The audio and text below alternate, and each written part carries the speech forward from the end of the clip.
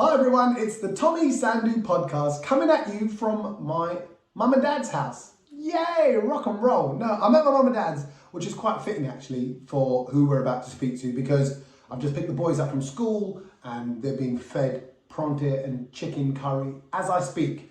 I can smell it coming through the doors. It's driving me mad. I need to go out there and eat some now. The good thing about being a dad is you get to eat their leftovers as well as have my own food. So I'm going to do that in a moment, but I want you to enjoy a chat with someone who I feel like a bit of a father figure to in a weird way, even though I've only just met him during this podcast. It is Noopsta. Now, Noopsta is the son of Manj Musik from RDB and Nindy as well. And this is, you know, I've interviewed Manj and Nindy in the past years ago. And so it's quite strange for me to have their kid on my podcast. So I've instantly adopted a bit of an uncle status here. I'm sorry, I can't help it. And you know what's so great is we haven't got many 15-year-olds in the music business. And I think to make it in this game, you do have to be getting into it at 13, 14, 15. You look at your Biebers and Ariana Grandes and all the rest of them. They're going young. And I think having parents like he's got gives him the best possible shot to really make a difference in the music scene. His new track, Universal Drip, is out. Go and check it out. Stream it, download it, support it, but just have a good old listen to it. It's a brilliant youngsters hip-hop trap beat kind of sounding song. Turn it up real loud and have some fun with it. But right now, listen to the man behind the music. This is 15-year-old Noopsta on the Tommy Sandhu podcast. I got a feeling you'll be watching this video in years to come when I've probably had a hair transplant going, oh, that was one of his first interviews and look at what he said and it came true. And it all starts right here. Enjoy. Hello. Hey, what up, Noopstas? Hi. What up, man? How are you? How are you? I'm honestly disappointed. Straight away. I tell you what, I feel like, well, number one, I'm now burdening a young teenager like you with my own issues. But I'm disappointed because, bro, I've interviewed your family members when you weren't anywhere near the scene. And I don't know whether this is a moment of pride for me or sheer embarrassment that this Buddha is still going in this game. Nah. And he's talking to you. So I don't know. I think I'm here for you to help make me feel young again. That's what it's all about. How Perfect. Then I'll stay here. Yeah, good stuff. There you go. Like, so where are you right now? Where is here? I'm in Dubai. I'm in Dubai chilling with mom and dad and living the best life. Chilling, like working, chilling or working. To be honest, work for me is chilling. I mean, I think I love making music and doing all sorts of music related things. I can't imagine you having anything else in you. God forbid, imagine if you just went, oh, actually, I really want to get into cooking. And they'd go, what? Oh, trust me, even I'd be ashamed of myself. Yeah. Not that there's anything wrong with cooking, but no. I just love music. Yeah. Well, this is it. Because your DNA, everything about you, everything that's built up to you existing has been music. Like, I have music on all the time. I'm a former DJ and all that. I love what I do and music. Have you just always known there to be music on growing up? Is that what it is? Fully. I mean, when I was smaller, back when we was in Canada, in our house, dad had the MPC, and that was kind of like the first. Those were like the building blocks of me starting with music, because he just put any sounds on there and he just goes, okay, do whatever you want on it. And then I just started making beats, and I realized that I was really enjoying it like a lot. And then obviously as I got older, I started using programs, Logic, and then moved on to FL, and then started actually producing. See, that's incredible, because it could have just been a passion and enjoyment. I mean, I think of like, I don't know why I'm thinking of this guy in particular, but let's say Gurdas Man's son, right? Gurdas Mann, legendary Punjabi singer. His son is in music, but like manages him and does bits like that. You know, there was a woman who I work with here in the UK, Cilla Black. Her sons were in TV because she was in TV, but they worked behind the scenes management. But you are like copy paste. You know, Manj, Nindy, let's go. You know, like it's almost like just made up. Yeah. And obviously you have this. You said yourself. He goes, I've got this mad passion. Yeah. what is that passion like for you? Because there'll be others that go, oh, I love music. But tell me about what music means to you as a, when you hear it, or how do you know that this is more than just, because I'm sure you love other things. You love maybe, I Yeah. don't know, sport or movies or something else. But what is it? What is it that you at this young, tender age, you just go, boom, that's the one for me? With music, compared to any other thing, any sports, any I don't know, video games, anything like that, music is something that just will never end. It just physically cannot end. Music has been going for so long, and for me, when I hear music, there's just no way that I can sit still. I just start moving. No matter, even if it isn't the best, I'll still keep moving because it's just something in me that just makes me want to keep listening and keep listening. And I'm sure there's so many other people who are like that as well. Everyone's always on Spotify, everyone's looking at YouTube, listening to music. So it's just really, it's like my heart. Yeah, I get it. Isn't it weird when you think about it that this sound plays and people start to move Yeah, like yeah, that? yeah. Like if you were watching that as an alien, you'd almost go, "Look at these people. This thing called sound plays out, and It's people making have a different, move weird. yeah, and different moves and popping and locking and breakdancing Yeah, and yeah, obviously how fashion plays a part in music. So there's trends of yeah. moonwalks and running mans and dabs or I don't know whatever. Do you so when what about you though in that respect? Do you have to like? Are you thinking of creating new trends or are you just watching what's out there? I don't know. I don't know how a youngster goes about it nowadays.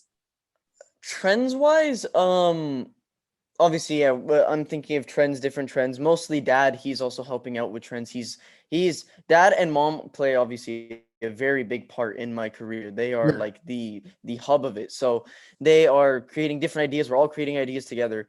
But to be honest, for me, more than trends, I kind of think of how to make my music different Yeah. rather than, like, obviously trends are very important, but also having my music and being as a producer and now um releasing this song as well, it's kind of like I'm trying to just test around. Yeah. But and this is what's so strange about it. I think, youngsters like you're so grown up now. And I think back to, I mean, how old are you? Right. You what? I'm 15. 15. Bro, I was so useless at 15. No, but like but you like the way you're talking, and I've talked to a lot of artists over the years. You really sound like you got your head screwed on. You sound like you're focused and all that. Again, I know credit to mum and dad, and your mum and Yeah, dad are also very successful in the game as well. So it's not like, oh, my dad can sing a bit, my mum can sing. yeah, Like, you put on the radio anywhere around the world, listen to a Desi station, you're going to hear a song by one of them or their family or your connected family, right? So, yeah. I mean, that's incredible. But I don't know how you. I don't know how you know. I'm amazed by youngsters now and how focused you are. Do you think you're quite typical of people around you? Your other teenagers, other 15-year-olds?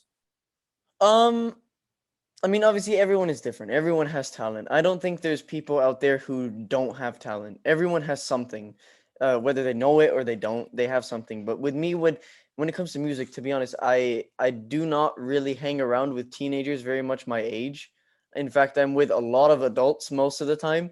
So, and obviously these adults as well, they're in the industry, so we're all connected kind of.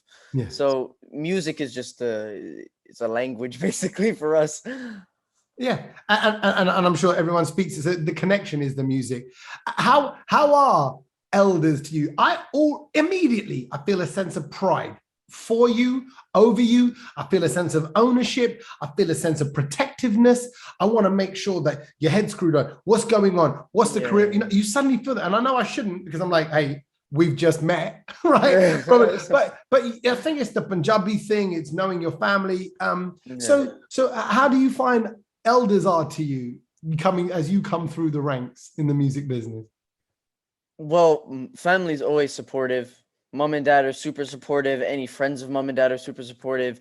I mean, for the new song that's come out, Emmy Ways posted it. Who else has posted it? Emmy Ways posted it. Rush has posted it. Dad's posted it everywhere. Mom's posted it everywhere. So it's just so much like positive positive energy just flowing right through, and it's making me work even faster and harder. Yeah. And working with adults as well, because obviously there's so many talented people, um, and working with them is easy, talking to them is easy, listening to them is easy, getting input back and forth easy. Doing this with teenagers is difficult for me for some reason. Why? I have no clue. I have no idea. I think it's because since I was small, I've been with mom and dad and other adults. Max I did with kids my age was in school, and even then, music wasn't involved. Yeah, but I don't even think so. I think that the obvious thing to say there is, oh, well, because you're working and you're so young, you've grown up too fast. Oh, perhaps he hasn't got a childhood. I know that's not going to be the case because I think No. you found your love. And, like I'm trying to think of a kid. Well, okay, I just watched King Richard. Have you seen King Richard? The No. film King Richard about Venus and Serena Williams' dad who gets them into tennis. Now, Will Smith, who plays the dad, has the cat. This is a true story. Their actual father had the vision that they were going to be in tennis stars before they were born, right? Yeah, And then yeah. they come along, and then you kind of argue nature nurture. Are they a product of his training, or was it a premonition and a prophecy? Did he have that vision or whatever? But you clearly, this isn't a front. You love what you do. You're Yeah. enjoying what you do. And if anything, it's like a blessing that you've got the parents that you have that can go, great, because they paved the way for so many other people. Yeah. I think it must be so nice for them to have paved the way for you. Like, oh, good. I'm glad that we can use everything we know about the business and studios and engineers and production and releasing. But the game's changing. So youngsters, I would think you guys are leading the way it's going to be done. You're going to be saying, no, mum, we just released this kind of bit for this format or this platform. So Yeah. what's that like? I'm sure it's great because I know your parents, I know they're lovely, I know they're cool, but what's that like, on a day-to-day, on a business level? Because then you're going to give feedback to mum and dad, mum and dad give feedback to you. What's that like? How's that work? It's funny because this actually happens a lot when it comes to music production. When it comes to anything music related between me, mom, and dad, obviously there's the parental love, so they're gonna help either way. But we don't talk as if we're parents, as if they're my parents, sorry, or as if we're a family. We talk as if we're having a meeting. Dad will explain to me, he will say, listen, this is how it's gonna happen, blah blah blah. And if mom doesn't like that, maybe she'll put her input in, she'll say, no, we should do it this way. Even if I don't like something, I'll say, oh, let's do it this way, and they'll say, okay, cool. So it's brainstorming. There's no we got to do it our way because you're too young to know. Like, it's super open. Yeah. And in that respect, sorry, I'm getting my head around it because obviously it's a very different dynamic for me and families and that. But in that respect, it's a family business. That's what it Yeah, is. pretty much. It's no different if you had a shop or a restaurant or a factory. Yeah. Mum and dad have run that factory. Son's coming up in the ranks in that factory, has a love for that business as well. And he's going, yeah, but mum, dad, what if? And they're going, yeah, but that isn't the way it's done. This is the way it's done. And you go, oh, okay. But then you kind of have to compromise. But that's great that you can kind of work that through. So, okay, what is the Noopsta sound? What are you about? Because everyone expects an artist to know. And I'm always amazed when I see Selena Gomez's or the Biebers or these other Ariana Grandes, all these young artists, and I think, God, they've got their style and their vision, and I think that's what makes an artist, when you just have something inside that you want to put out. So what's the Noopster inside? What do you want to show the world? Well, what's the thing? Oh, that's a good question. To be honest, there's so many things I want to show. I want to first of all show how I think probably Bollywood, in a sense, not really Bollywood itself as the industry, but like this season, everything, Punjabis, anyone Indian can go mainstream. That's my goal. That is my full-on vision, to go mainstream. I am trying to get to Hollywood as hard as possible. And so I want to put out music that's really different, very different to what you hear normally, even in India and America, both ways, so that it's something people want. They want more. It's like, oh wow, this is really different. This is strange kind of thing. but strange is good. I mean, nobody liked spicy food until the Indians got across the rest of the world. Nobody knew what masala and tandoori chicken was, and now Yeah. chicken tikka masala is the number one dish in the UK for a reason Yeah. because it challenged people's palate. So that's cool. So really, what you're saying is that the mission, and I think. Sorry, I get excited. I'm getting excited about it. That's all right. That's all right. Because you can see it in my voice. Because I think the time is now, Noopsta, which is why I wanted to talk to you, because I remember thinking about 7, 8, 9 years ago, I'm thinking we need like an Indian crisscross, is what I thought. Do you remember? Yeah. Do you know? Oh, you know crisscross? Yeah. Okay, so when crisscross came out, they were young, hip hop, but the song was big. Jump Yeah. was a big song, so it was well produced. And I remember hearing at the time that their uncles had written the song, Yeah. or one of the uncles had. So I thought, oh, that's what we need. And then I heard about you, and I've seen little bits you're putting out, and I've seen the music coming through, and I'm like, the times that this is it. And hearing your what I call steely focus, hearing that, I think that I think can you see it? Can you see yourself in Hollywood? Do you have that project? Can you or in mainstream or at the Grammys? Do you see that stuff? Well, I vision it for sure. Will I get there? That's up to God and how hard I work, obviously. But if I see myself there, 100%. That is, I went to LA not too long ago, just maybe a few months ago or maybe a month ago. I'm not sure. I went to LA and I felt at home, like fully. That's I when you was, know. That's oh when you yeah, I know. was sat down.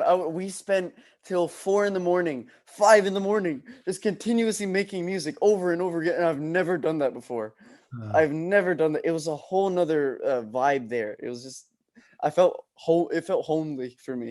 I know what you mean. I know exactly what you mean. I mean, you feel like, and I just think that's the sign. So, boring story. I was 21 years old. I went on my first TV show, 500 people in the audience, cameras, lights on there, and I step out and you get a little raw.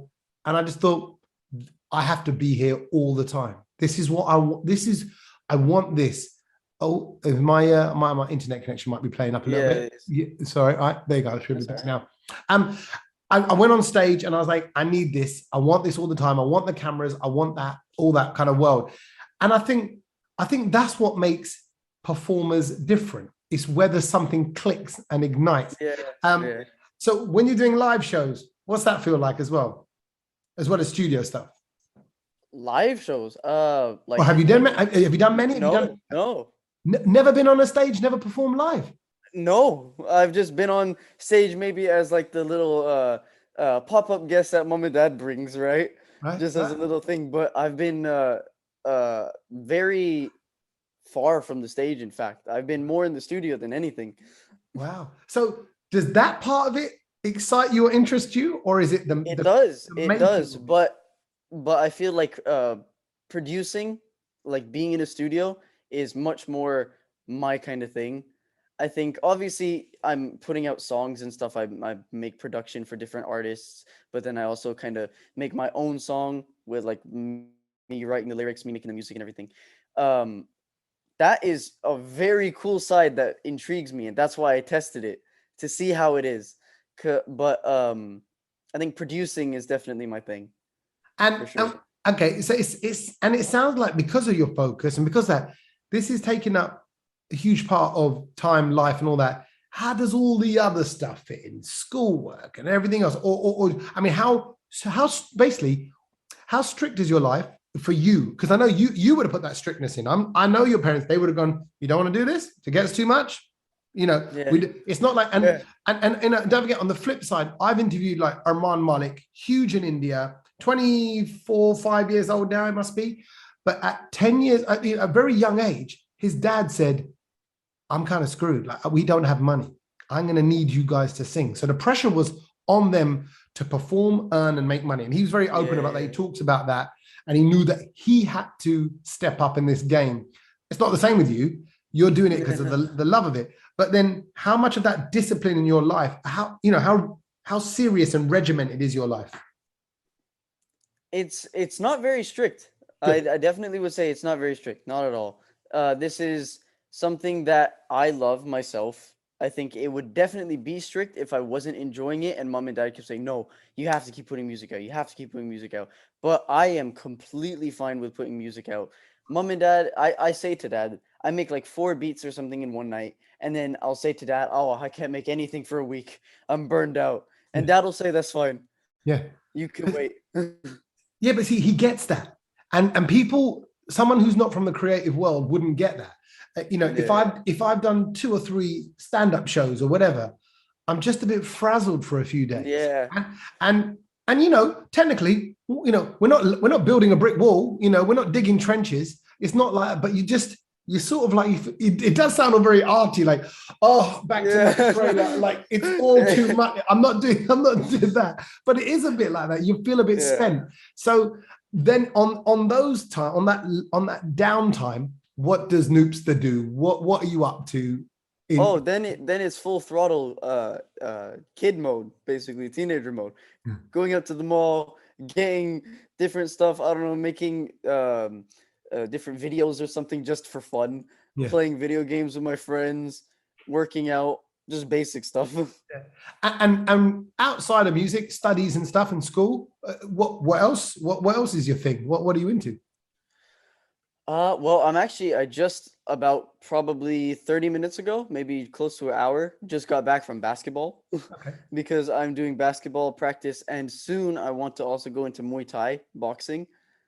And I'm really into like boxing, basketball, all these kind of things. So look at that. It's all in the hands. Yeah.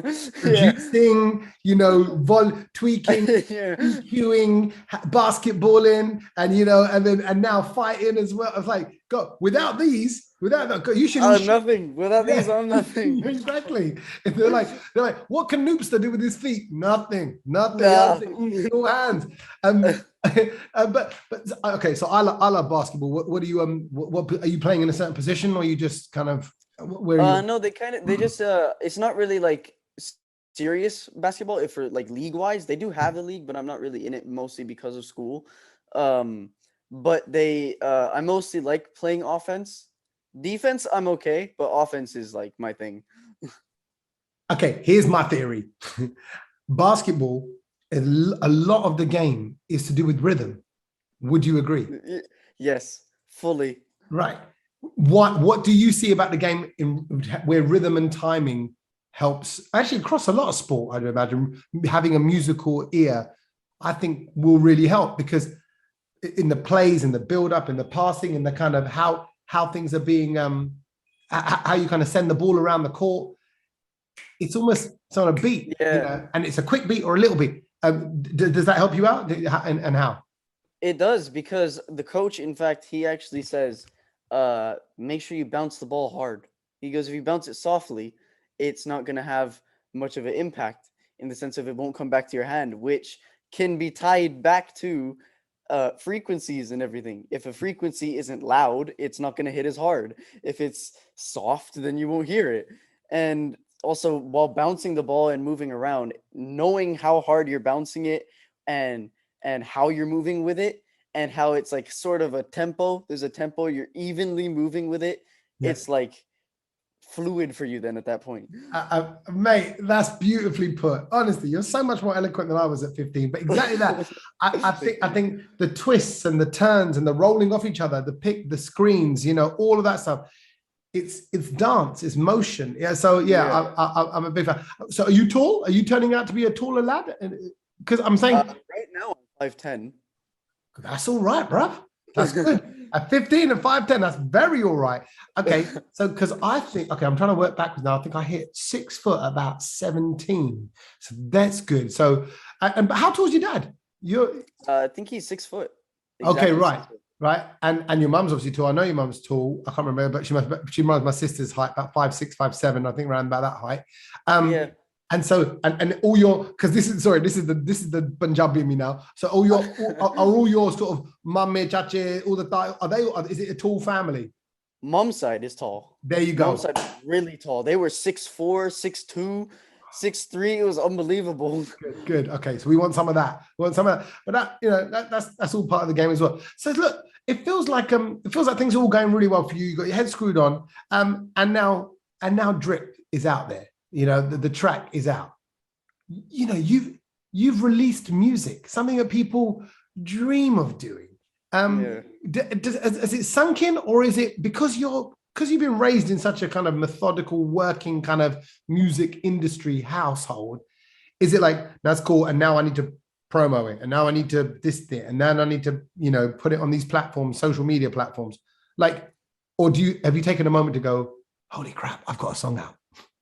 Well, initially when it came out, the first day it came out, obviously audio came out, I was buzzing like there was no tomorrow. I was like, yes, I've come back after like the "You Can't Stop This Party" song, and I've come back with something so different. Yes, and then the video came out, and I was even more hyped up about that. But then I spent that day, mom and dad, they said, get whatever you want, and the first thing I chose was McDonald's. So why not? I need to go further than that. What's your meal? What's your McDonald's meal? Cheeseburger. It's super plain. Everyone hates me for it. Cheeseburger, just cheese. Nothing else. No Just sauce, no cheese. pickles, no gherkins, or Nope. nothing. Fine. Two of them, and fries and Fanta. Okay, fine. Two sweet and sour sauces as well. Oh, sweet and sour sauce do you go with? Yeah. Okay, interesting. And is that just for the chips, or do you actually dip the burger in the sauce as well? The burger and the chips, both. Wow. But I think you need to take a bite of the burger to use the corner bit of the bite. Oh bit. no. I have this technique now where I just dip it in and it sort of folds itself into it. Look at that. Look, you even produce your burger. Your burger's like, do I need to fit in this? Okay, fine. Let me there you go. Let me and gets in some of the stuff. I obviously, you're in Dubai, and in Dubai was where I saw it. You get the dip holders that fit into the air vents of the car. Oh yeah, I've seen that before. I haven't seen it in a car, but I've seen photos of it. They sell them in the Dubai McDonald's. The only place I've seen it, and I bought a couple because I came back and I was like showing my friends, like I'm showing, like, check this out, game changer. None of this holding your dip while you're driving. Just straight down. And so interesting, plain cheeseburger, but yet with the sweet and sour sauce. Nobody else I know does that. I'm just saying. I think that's quite unique. Mom and dad think I'm a weirdo for it. Hey, I'm an artist. Darn it, let me be me. And so you said drips. And actually, I've got to say on that note, when you say about McDonald's, it's funny how megastars and McDonald's, everybody can love McDonald's, no matter what level you are, right? Usain Bolt, on the day that he won the 100-meter world record, had a box of nuggets before he went out and just smashed it. So they said, what are you eating, like lean protein and this carb or whatever? He went, no, I just did some nuggets and went out there and broke the record. So there you go. It's the fuel of champions. So again, with Drip, how's that all going down? What do you want again to happen with that now, or where does it go from here? With Universal Drip, I've released it. I'm really excited that it's come out. I'm really happy. It's fully. I've basically made my music this way now, where I was sort of in this phase of pop when I was small. So I used to make pop music a lot for some reason, which I can't stand anymore. But now I make trap, hip hop, all these kind of things, and now I've released this song. So far, it's getting good recognition. I'm really happy about that. I want it to, hopefully, praying to God that it reaches mainstream, someone sees it, someone picks it up or something like that, and move on from there. But other than that, this was sort of a test, really, of how can I push the boundaries of my production? Can I write as well? Can I rap at the same time while producing? But production is like my goal, my main thing though. And are you happy? Meaning, by that, of course you're happy because you've released it. But you and I know, in a production, in a studio, there are a million different beats, a million different synths, a million different effects, reverbs, echoes, this, that, the other that you can put on it. This is your world. Is someone like you ever, can you ever really be like, yes, that is the final version? I don't know how you get to that, because if this is your life and you know all the capabilities, how do you even get to that final version? I'm so happy you've asked this question, because I am so picky about music when I'm making it. I'm so extremely picky, and I feel like there's just never ending amounts of sounds you can add to something. And dad eventually he'll just come in and say, okay, calm down. You've got enough here. You've got a song. And I'm just like, no, it needs more synths. Yeah. It needs more bass. Yeah. Or it's like, how is that snare high enough? Does that cut through? Oh, Have we I lost fully that in do the that. mix now? All of that stuff. And again, this is your world. So are you your toughest kind of critic? Are you your toughest person to Oh yeah, please? fully. I mean, when I make something and I do not like it, I do not like it. Like I bully myself somewhat, saying like, "Really, you made that? Like seriously?" You're like, ow, stop it. Yeah. I mean, like, I'm picking on myself here, like got And myself in the headlock. mom and dad will be like, "Oh, that sounds amazing." I'm like, it's all right. Yeah. But then who do you hear and go, whoa, what they're creating? That's unbelievable. That maybe it's a sound, maybe it's sonically, maybe it's vocally, or who's wowing you? First, two main people. Obviously, they're mainstream. Weekend, number one. The guy is so versatile. It's unbelievable. I've been listening to him for years upon years. It's crazy. I'm like the biggest number one fan. Okay. And then there's Travis Scott as well. He makes. I mean, the guy's practice. I know T-Pain. He's obviously one of the master of autotune. Yeah. But Travis, he's also another guy who's just taking hip hop to another level, like another dimension, pretty much. Yeah.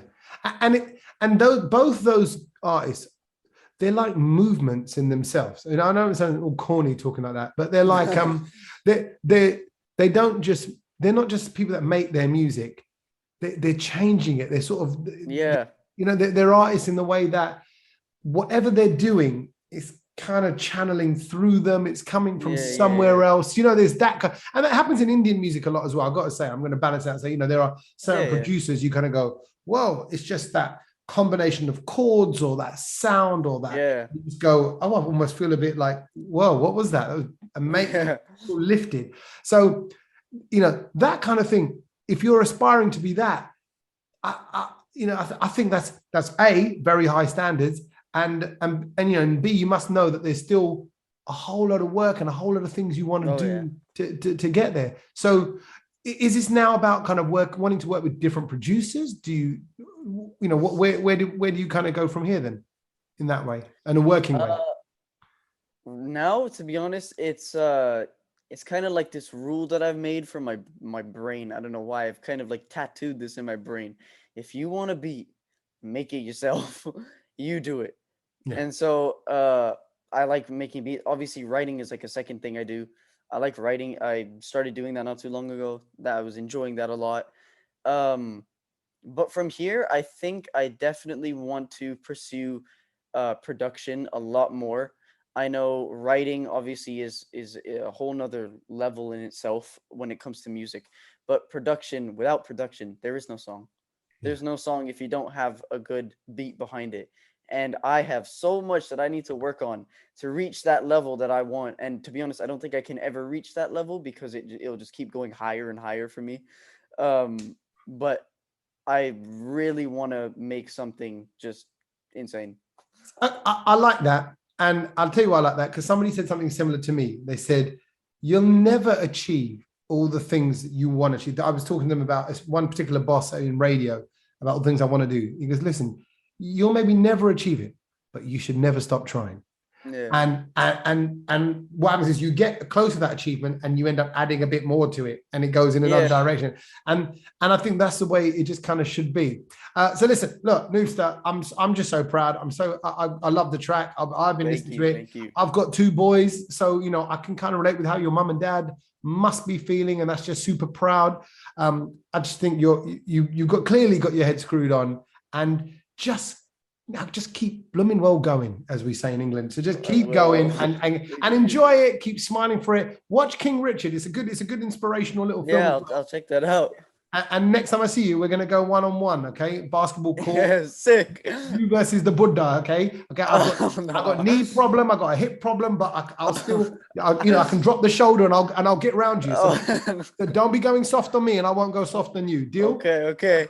Deal. All right, we'll catch you real soon. So great talking to you, bro. Look after yourself. Thank you. Hey, wait. Before you go, I need to ask you to make sure you have hit the subscribe button and you are listening to these podcasts regularly. So if they're on YouTube, if you're watching this now, lucky you, you get to see my face as well as hear the voice.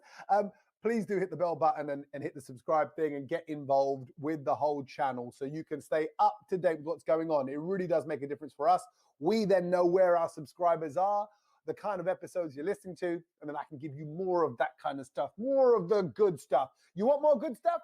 Hit subscribe to this podcast right now and follow us on social media. We're on Instagram, we're on Facebook, we're on Twitter. Just go find the Tommy Sandhu podcast and welcome it into your life.